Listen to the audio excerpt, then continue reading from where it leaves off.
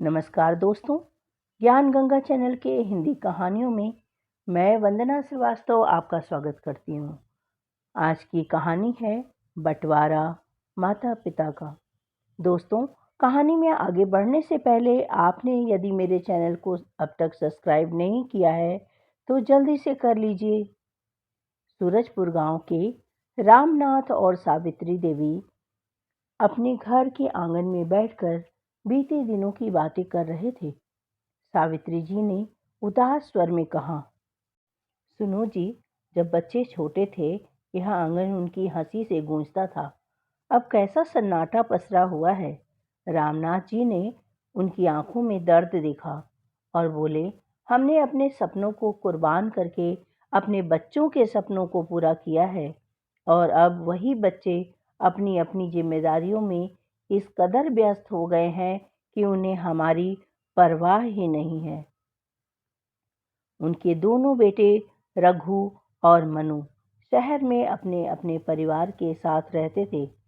सावित्री जी और रामनाथ जी ने बहुत ही कठिन परिश्रम करके तथा अपने सपनों का त्याग करके अपने बच्चों को पढ़ा लिखाकर आखिर इस मुकाम तक पहुंचाया था।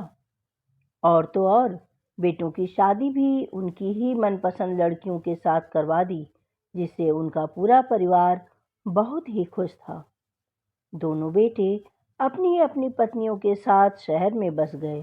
अब उन पर शहर का रंग इस कदर चढ़ गया था कि वे अब गांव आना ही पसंद नहीं करते थे। शुरू शुरू में तो वे आते थे, जिससे सावित्री जी और रघुनाथ जी बहुत प्रसन्न रहा करते थे, परंतु न जाने क्यों अब कुछ सालों से वे केवल त्योहारों पर या किसी जरूरी काम के लिए ही गांव आया करते थे। अब सावित्री जी और रामनाथ जी बूढ़े हो चले थे और कुछ बीमार भी रहने लगे थे। अब उन्हें अपने बच्चों के सहारों की आवश्यकता थी। इसीलिए इस बार सावित्री जी ने उन्हें गांव बुलाने का निर्णय लिया, क्योंकि वे अकेलेपन से टूट चुकी थी, ऊब गई थी बिल्कुल। कई बार फोन कर कर बुलाने के कुछ दिन बाद रघु और मनु दोनों ही अपनी पत्नियों के साथ गांव पहुंचे।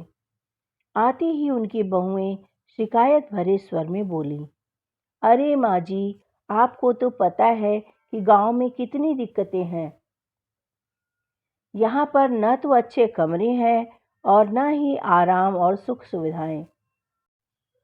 यह सुनकर रामनाथ जी और सावित्री जी ने इन बातों को सुनकर भी अनसुना कर दिया। दोपहर के भोजन के बाद सावित्री जी और रामनाथ जी ने अपने बेटे और बहुओं को पास बुलाकर वे अपने बेटों से एक बात साफ करना चाहते थे। सावित्री जी ने गंभीर स्वर में कहा, बच्चों, अब हम बूढ़े हो गए हैं और बीमार भी रहने लगे हैं। अकेले रहना मुश्किल हो रहा है। हम सोचते हैं कि यदि हम साथ रहेंगे तो इस अकेलेपन से दूर रहेंगे और स्वस्थ भी रहेंगे। तुम दोनों में से कोई यहाँ आकर हमारे पास रहे। परंतु बेटा, बहुओं को यहाँ गांव में अच्छा नहीं लगता, इसलिए तुम दोनों में से कोई एक हमें अपने साथ रख ले। रघु और मनु ने एक दूसरे की ओर देखा और बहुएं आंखों में इशारे कर अपने पतियों को ऐसा करने से मना कर रही थी। कुछ देर की चुप्पी के बाद रघु ने कहा, माँ, ऐसा करते हैं कि आप लोग इस घर को और जमीन को बेच दीजिए। उसके बाद आप मेरे साथ रहिए और पिताजी मनु के साथ। फिर जब आप लोगों का मन उब जाए तो पिताजी मेरे पास आ जाएंगे और आप मनु के पास चली जाना। इससे हम दोनों पर बोझ भी नहीं आएगा। मनु ने हामी भरी। हाँ हाँ, यही सही रहेगा। इससे सबका काम आसान भी हो जाएगा। यह सुनते ही सावित्री जी और रामनाथ जी की आंखों में आंसू भर आए। वे एक दूसरे का मुंह देखने लगे। सावित्री जी कांपते हुए स्वर में बोली, बेटा, तुम हमें इस तरह बांटना चाहते हो क्या? हमने तुम्हें कभी अलग अलग प्यार दिया था? तुम भी तो हमारे 2 बेटे थे, क्या हमने तुम्हें अलग अलग पाला है बेटा? जब तुम दोनों रोते थे तो एक के आंसू पोंछते पोंछते दूसरे को भी मैं गले लगाती थी। आखिर तब हमने तुम्हें क्यों नहीं बांटा? रामनाथ जी ने भी भारी मन से कहा। क्या तुम दोनों को हमारी पूरी जिंदगी की मेहनत और इतना प्यार छोटा लगता है कि तुम हमें चीजों की तरह बांटने की बातें कर रहे हो? कि तभी उनकी बड़ी बहू शालिनी बोली, लेकिन माँ, हमारे घर छोटे हैं, वहाँ ज्यादा जगह नहीं है। छोटी बहू भी धीरे से बोली। पायल ने भी कहा, हाँ माँ जी, दीदी ठीक कह रही हैं। और तो और, शहर के खर्चे भी तो बहुत ज़्यादा होते हैं। आपके साथ रहने पर हमें बहुत मुश्किलें होंगी। सावित्री जी ने गहरी सांस ली और अंदर जाकर एक पुरानी थाली और अपने जेवर की पोटली लेकर आई। उन्होंने थाली मेज पर रखी और कहा, यह वह थाली है जिसमें मैंने तुम्हें अपने हाथों से भोजन खिलाया है। ऐसा करो कि इस थाली को आधा आधा बांट लो। रही बात तुम्हारे लालच की, घर और जमीन ही क्यों, यह लो पकड़ो इस पोटली को। इसमें वे गहने हैं जो मैंने अपनी बहुओं के लिए संभाल कर रखे थे, इन्हें भी बांट लो। रघु और मनु हक्के बक्के रह गए। उन्होंने सवालिया नजरों से माँ की ओर देखा।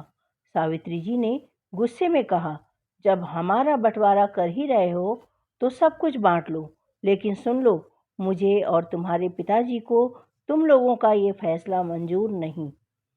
हम अपनी आखिरी सांस तक एक साथ रहेंगे, इसीलिए हमें अकेला छोड़ दो, लेकिन हमारे रिश्ते का अपमान मत करो।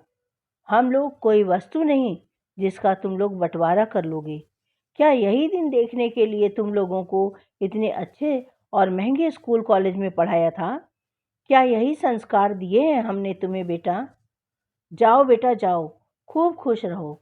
आज तो तुमने हमारे दूध को भी लजा दिया। अगर तुम्हारे 4 बेटे होते तो क्या तुम उन्हें नहीं पालते या फिर किसी को दे देते? उन्हें केवल इसलिए किसी को दे देते कि तुम्हारा घर छोटा है और शहर में काफी महंगाई है। बोलो बेटा, बोलो, जवाब दो ना। माँ की बात सुनकर रघु, मनु और बहुओं का सिर शर्म से झुक गया।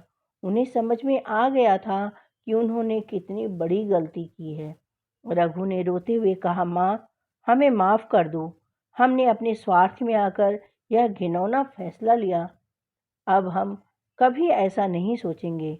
मनु ने माँ के पैर पकड़कर कहा, हमें हमारा प्यार और संस्कार भूलने के लिए माफ कर दो माँ। अब से आप और पिताजी हमारे साथ ही रहेंगे। रामनाथ जी और सावित्री जी ने अपने बेटों को माफ तो कर दिया, लेकिन उनके चेहरे पर दर्द की लकीरें अब भी साफ थी। गांव के लोग भी इस घटना से गहराई तक प्रभावित हुए। रामू काका ने कहा, बच्चों, माता पिता भगवान का रूप होते हैं। उनकी सेवा करना सबसे बड़ा धर्म है। जो संतान यह नहीं समझती, वह जीवन में कभी सच्ची खुशी नहीं पा सकती। यह कहानी समाज को यह सीख देती है कि माता पिता की देखभाल करना केवल एक जिम्मेदारी नहीं, बल्कि हर इंसान का धर्म और कर्तव्य है।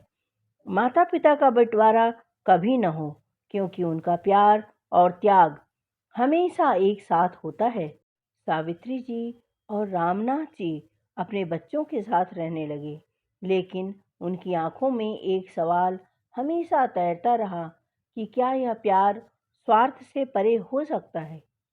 तो दोस्तों, यह कहानी एक महत्वपूर्ण सवाल उठाती है कि क्या हम अपने माता पिता के प्रति अपनी जिम्मेदारी निभा रहे हैं? इसका जवाब कमेंट्स करके अवश्य दीजिएगा दोस्तों। हमें आपके जवाब का इंतज़ार रहेगा।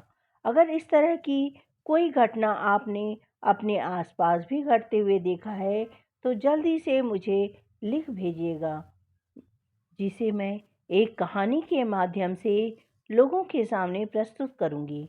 यदि आप चाहेंगे तो आपके नाम को गुप्त रखा जाएगा और आपके माध्यम से ही समाज को कुछ संदेश दे सकूंगी।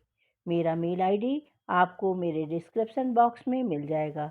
इस कहानी को ध्यान से सुनने के लिए आपका बहुत बहुत धन्यवाद। दोस्तों, कहानी पसंद आई हो तो चैनल को लाइक, सब्सक्राइब और शेयर करें। चैनल पर नए हैं तो चैनल को सब्सक्राइब अवश्य कर लीजिएगा। मिलती हूँ फिर एक नई कहानी के साथ। तब तक के लिए अपनी इस दोस्त को आज्ञा दीजिए। बाय बाय दोस्तों।